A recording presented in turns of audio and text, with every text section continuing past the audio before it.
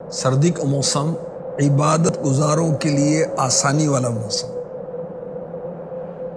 حضرت صفوان بن سلیم رحمۃ اللہ تعالی علیہ ایک بار سردیوں کے موسم میں رات کے وقت مسجد نبوی سے باہر نکلے، ایک شخص کو دیکھا جو بغیر کپڑوں کے سردی میں بیٹھا ہوا تھا۔ آپ نے کپڑے اتار کر اسے عطا کر دیے تو ملک شام میں سے کسی نے خواب میں دیکھا کہ صفوان بن سلیم رحمۃ اللہ تعالی علیہ جنت میں داخل ہوئے اور آپ نے جنتی لباس پہنا ہوا ہے۔ سردی میں فقراء غرباء پر ایسی چیزیں اثار کرنا جو انہیں ٹھنڈ سے بچائیں، یہ بہت فضیلت والا کام۔ حضرت عبداللہ ابن مسعود رضی اللہ تعالی عنہ صحابی رسول موسم سرما یعنی سردیوں کے آنے پر فرمایا کرتے تھے کہ سردی کو ویلکم، خوش آمدید، اس میں اللہ پاک کی رحمتیں نازل ہوتی ہیں، شب بیداری کرنے والوں کے لیے اس کی راتیں لمبی ہیں اور روزہ دار کے لیے دن چھوٹا ہوتا ہے۔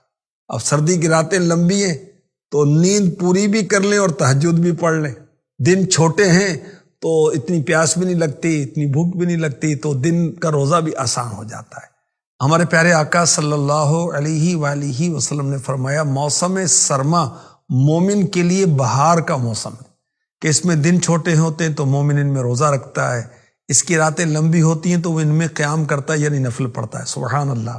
سردیوں میں عبادت کر کے زیادہ ثواب حاصل ہوتا ہے۔ مثلا سردیوں میں وضو کرنے کی مشقت بڑھ جاتی ہے، ٹھنڈے پانی سے اگر وضو کرنا پڑے، اور جس عبادت میں زیادہ مشقت ہو اس کا ثواب بھی زیادہ ہوتا ہے، کیونکہ روایت میں ہے افضل العبادات احمزها، افضل عبادت وہ ہے جس میں مشقت زیادہ ہو۔ اچھا، سردیوں کی راتیں لمبی ہوتی ہیں تو رات کو نماز، تلاوت، ذکر اذکار زیادہ وقت مل جاتا ہے۔ پیارے آقا صلی اللہ علیہ وآلہ وسلم نے فرمایا جس نے سخت سردی میں کامل وضو کیا اس کے لیے ثواب کے دو حصے، ایک ثواب وضو کرنے پر، دوسرا سردی کی تکلیف برداشت کرنے پر۔ آخری نبی مکی مدنی صلی اللہ علیہ وآلہ وسلم نے فرمایا سردی کے روزے ٹھنڈی غنیمت ہیں۔ سردی کے روزوں کو ٹھنڈی غنیمت فرمانے کی حکمت کیا ہے؟ یعنی ایسا مال جو بغیر کسی لڑائی کے، تھکاوٹ و مشقت کے ہاتھ آ جائے، ہے نا، وہ ٹھنڈی غنیمت ہے۔ اور سردی میں روزہ رکھنا آسان ہے تو اس لیے اس کو ٹھنڈی غنیمت کہا گیا۔ حضرت یحییٰ بن معاذ رحمۃ اللہ تعالی علیہ فرماتے ہیں رات لمبی ہے، نیند کر کے چھوٹا نہ کرو، دن پاکیزہ ہے، گناہوں سے آلودہ نہ کرو۔ سردی کا موسم آتا تو حضرت عبید بن عمیر رحمۃ اللہ تعالی علیہ فرمایا کرتے قرآن والو تمہارے قرآن کریم پڑھنے کے لیے رات لمبی ہو گئی، لہٰذا قیام میں یعنی نماز میں کھڑے ہو کر خوب تلاوت کرو، تمہارے روزوں کے لیے دن چھوٹا ہو گیا، خوب روزے رکھو۔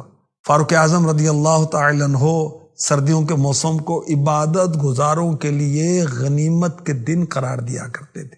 سردی ہو گرمی یہ نغمہ فصل گلو لالا کا نہیں پابند، بہار ہو یا خزاں لا الہ الا اللہ محمد رسول اللہ صلی اللہ تعالی علیہ وسلم۔